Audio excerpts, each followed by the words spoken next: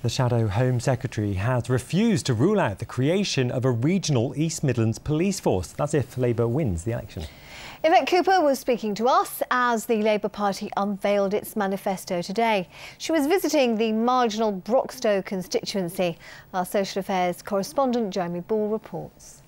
Welcome to the Voluntary Action Centre in Beeston, where the last local Labour MP, Nick Palmer, is hoping to win this seat back from the Conservatives' Anna Soubry. Now, this afternoon, the Shadow Home Secretary, Yvette Copper, came to give her support. And after meeting local volunteers here, I asked about that big new manifesto pledge that Labour won't spend what it can't afford. You've promised to safeguard more than 10,000 frontline policing jobs. How are you going to pay for that? Well, we're making sure that everything is paid for that's in our manifesto, because we've got to bring the deficit down year on year, but we also have a plan for a better future for Britain. So we're doing that by identifying savings. But some of this region's chief constables have already told us budgets are so tight that they might need to merge police forces.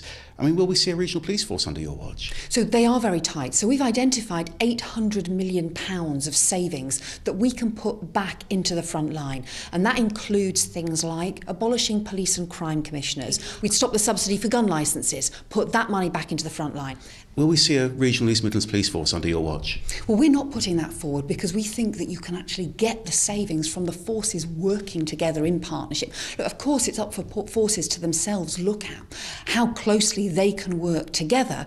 But what we want is accountability for local policing to the community, to the local council, for neighbourhood police officers on the beat. Let's get those officers back on the beat, because we think the most important thing. Well, we think, look, it'll be up to forces themselves if they want to work together more closely, and it's good to have that partnership working. But we think the most important thing right now is to actually get those officers back on the beat within communities and making a real difference. You're not ruling out, though, a regional police force in the East Midlands?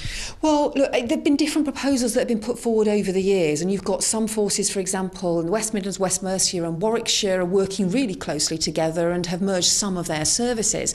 And I think the priority is not about organisational structures, it's actually about how you save money, get the practical savings that will get police officers back onto the front line.